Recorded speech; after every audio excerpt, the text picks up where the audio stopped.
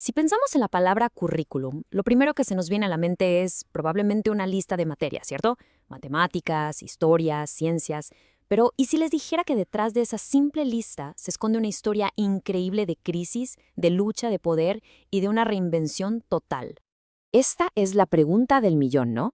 Parece sencilla, pero su respuesta nos mete de lleno en un debate que, bueno, ha sacudido los cimientos del mundo de la educación por más de 50 años.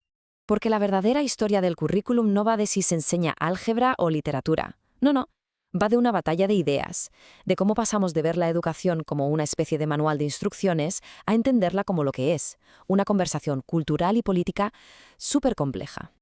Ok, para entender la revolución, primero hay que entender cómo era el mundo antes. Así que empecemos nuestro recorrido en lo que podríamos llamar la era del plan maestro. Muy bien, veamos. Durante casi todo el siglo XX la cosa era así. El campo estaba dominado por un modelo que se conocía como la razón de Tyler, publicado por allá en 1949.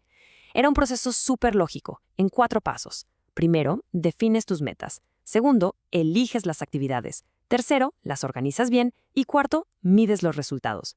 Era como un plano para construir un edificio, un método técnico y eficiente para crear la educación perfecta. Y miren, la influencia de este modelo fue gigantesca. Como dijo el académico Philip Jackson, era prácticamente la Biblia para hacer currículos. Por décadas, nadie lo cuestionó. Simplemente era así como se hacían las cosas. Punto. Pero claro, como suele pasar, ningún sistema, por más ordenado que parezca, dura para siempre. Y muy pronto, una serie de tormentas perfectas iban a empujar a este modelo a una crisis existencial. La presión empezó a acumularse muy rápido. En 1957, la Unión Soviética lanza el Sputnik y de repente, en Estados Unidos se desata un pánico total sobre la educación. Había que enfocarse en ciencia y matemáticas ya. Luego, en el 59, se da la conferencia de Woods Hole, donde científicos y militares se juntan a rediseñar la educación. Y a todo esto, súmenle las tremendas crisis sociales y raciales de los años 60, que estaban cuestionando todo el sistema. Pero aquí viene lo más increíble de todo. En esa conferencia, la que iba a definir el futuro de la educación, los expertos en currículum, los mismísimos educadores, ni siquiera fueron invitados. Así como lo oyen. El poder de decidir qué se enseñaba se lo quedaron los políticos y los científicos, dejando al campo académico completamente al margen y en una crisis de identidad total. Esta crisis, pues, lo cambió todo. Obligó al campo a reinventarse por completo. Ya no se trataba solo de desarrollar currículos, sino de algo mucho más profundo, de comprenderlos. Y el cambio fue radical. Miren, se pasó de un proceso técnico, casi de oficina, a un esfuerzo académico que involucraba muchas disciplinas. De ser algo que se pretendía político, se reconoció como algo profundamente político, histórico y cultural. La pregunta dejó de ser ¿cómo lo hacemos? Para convertirse en ¿por qué enseñamos esto y para quién lo hacemos? El currículum ya no era un plan maestro, ahora era una conversación. Y claro, una vez que esa conversación se abrió, lo que surgió fue una verdadera explosión de ideas, un caleidoscopio de nuevas teorías que expandieron por completo lo que un currículum podía llegar a ser. Una de las ideas más potentes fue la del currículum oculto. Piénsenlo así, es todo lo que se aprende en la escuela sin que esté escrito en ningún lado.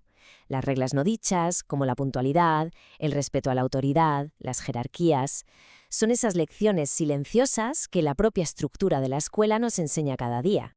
Luego, la perspectiva feminista llegó con preguntas súper importantes. Madeleine Grumet, por ejemplo, decía que las escuelas nos enseñan a desconectarnos de nuestras emociones, a valorar la razón por encima de todo. Su frase fue contundente. En las escuelas nos civilizamos negando el apego. El feminismo empezó a destapar cómo el género moldea toda, absolutamente toda la experiencia educativa. Y esta pregunta lo cambió todo. Introdujo la perspectiva fenomenológica. O sea, el foco ya no estaba en el plan escrito, sino en la experiencia real, subjetiva, de carne y hueso, que viven estudiantes y maestros. Porque seamos honestos, una cosa es lo que dice el papel y otra muy distinta es lo que se siente y se vive en el salón de clases. La cosa llegó a tal punto que hasta la raíz de la palabra currere, del latín, inspiró un método nuevo, uno autobiográfico. La idea era que cada persona estudiara su propia vida como si fuera un curso, buscando las conexiones entre lo que aprendió en la escuela y su experiencia personal, para así poder transformarse. Y por supuesto, alguien tenía que desafiar la idea de que enseñar era solo seguir una receta. Elliot Eisner defendió que la enseñanza es un arte. ¿Por qué? Porque implica la habilidad de crear una experiencia para los demás, la sensibilidad para manejar el ritmo de una clase, el equilibrio entre seguir el plan e improvisar, y la magia de encontrar resultados valiosos que ni siquiera se esperaban. Y así llegamos a nuestra era, donde esta conversación tan compleja ha cruzado todas las fronteras y ha entrado en una nueva fase, la de la internacionalización. Pero, ojo, ¿qué significa esto de internacionalización? Como lo explica Noel Goff, no se trata de crear un currículum único para todo el mundo. ¡Para nada! Se trata más bien de crear espacios donde académicos de distintas partes del mundo puedan conversar, colaborar y enriquecer sus propias formas de entender el conocimiento. Y esta es una distinción clave, ¿eh?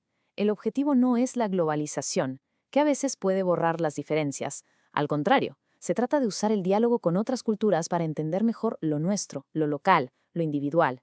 Es ampliar la conversación, no que una sola voz domina a las demás. Así que, como hemos visto, el currículum es mucho, pero mucho más que una lista de materias. Es una conversación compleja, histórica, política y muy personal sobre qué valoramos como sociedad, qué decidimos recordar y en quiénes queremos convertirnos. Y la pregunta fundamental que queda flotando en el aire es, en esa conversación tan importante, ¿quién tiene una voz?